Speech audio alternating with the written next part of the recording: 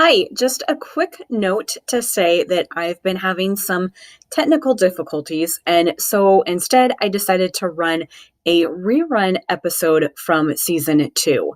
I've been having a lot of conversations with teachers about Google Drawings lately, and I did an episode back then about Google Drawings, so I thought this would be a great chance to reintroduce it. So without further ado, here's Google Drawings from season two. In this week's episode, we're talking about Google Drawings. And I think a lot of people don't really know how to use it because they don't know how to use drawing programs. It's one of Google's most overlooked products because of that reason. But it's a really handy tool when you get to know how to use it. One of the best ways and easiest ways that you can implement Google Drawings into lessons is by using it as a graphic organizer. If you think about it, a mind map would be a great thing to use, and it's something that students can collaborate on as well. Students can share Google Drawings just like they do any of the other Google products. It's also a great tool for diagrams or for labeling. Social studies, if you're doing maps and you have to label the regions of Virginia, great way to do that. You can create text boxes and have students move text boxes over the points identifying the different regions.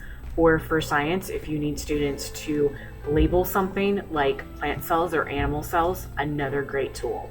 It's also really good for matching activities. You can either have students move words around or draw lines matching definitions and terms together.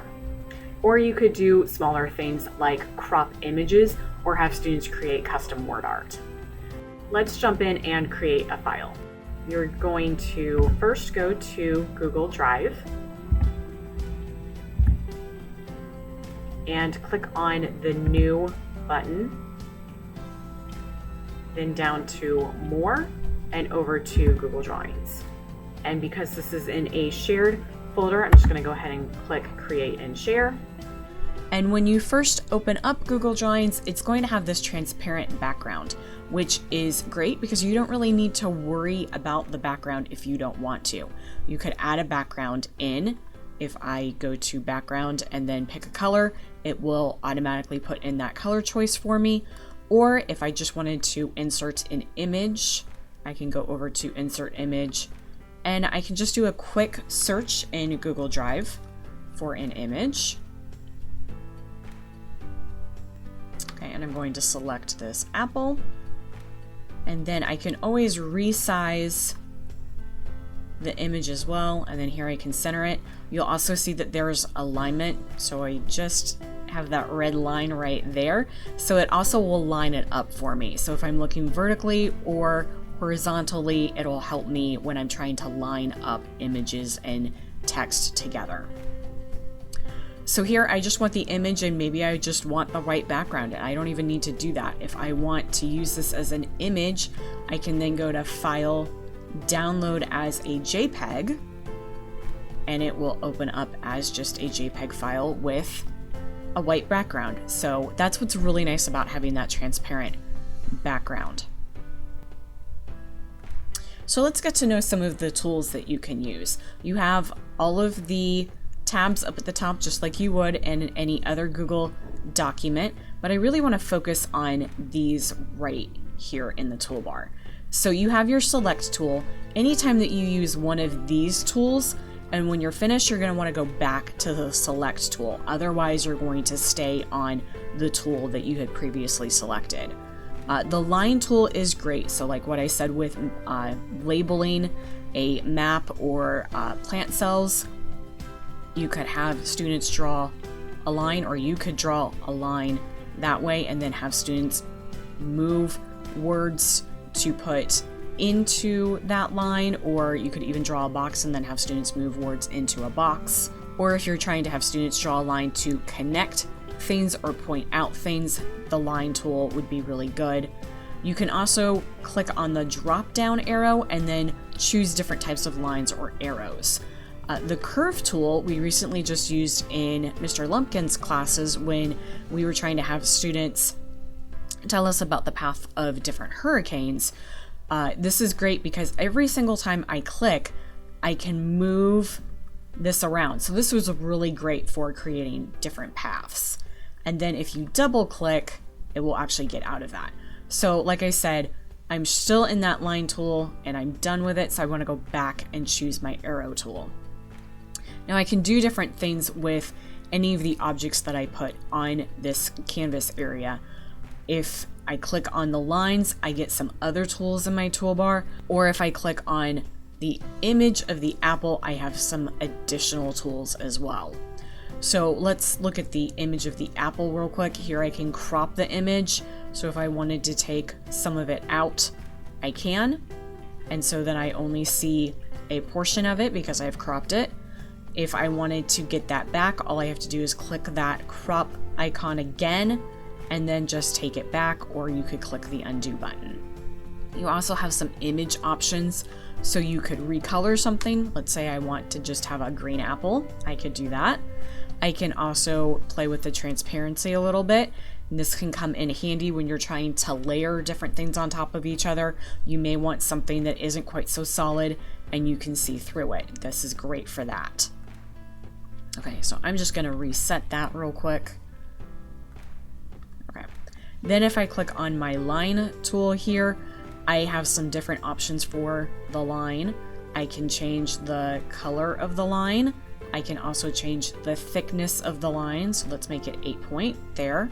I could also change it to being from a solid to something that's more like dashes. I can also change the start and the end point, which I think is really good for math. If you're doing rays and you want to make sure that students have the direction of which way the ray is going, you can change the end point of that line. So here I've made it now an arrow, or I can click on the other side and maybe I need it to be an open circle. You could do that. So lots of different options there. I think the trickiest part for people who haven't really used a drawing program before is thinking about how you want things to be laid out.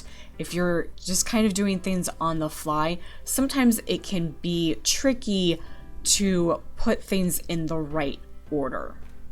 And what I mean by that is, let's take this apple here, and then I want to put a box around the apple. So I've already put my apple in, and then I'm going to put the box in later. And then it comes, okay, how do I get the box behind the apple without having to put the box in first?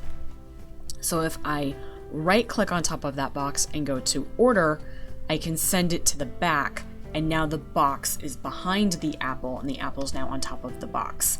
This is also really important to do with text. If you decide you want text and then later on decide that you need to have a box around it to define the maybe a word bank or the boundaries of that text, this is a great way to do that too. You can just reverse the order or change the order up. Another great thing to know is grouping.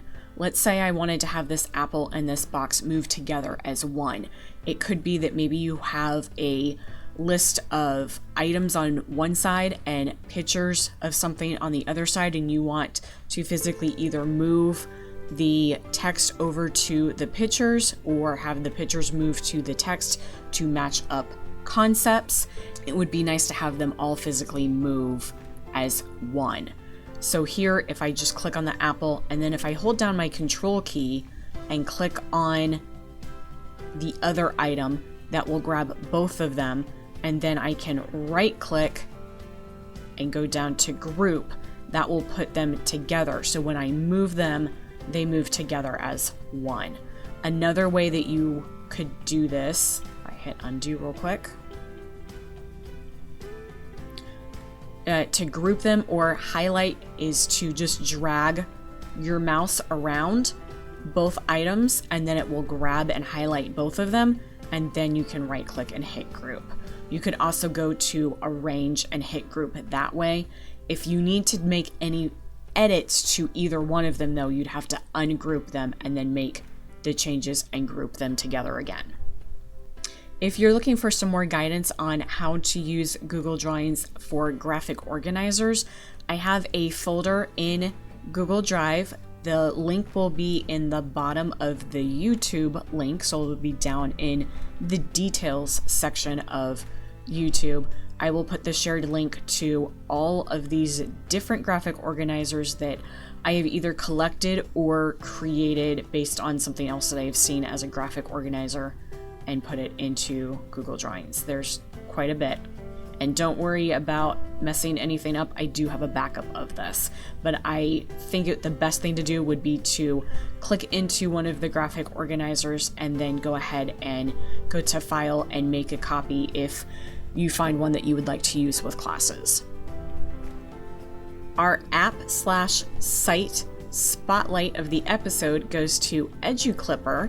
This is a site that was created by a teacher, and it's very much like Pinterest for teachers. You can find any kind of resource that you want, create a board, and add the resource to the board. You can share boards out with classes or with colleagues, and you can really clip just about anything. I've seen documents on here, PDFs, videos, all kinds of different things. There's also plenty here to search for if you're looking for something for a particular content area as well.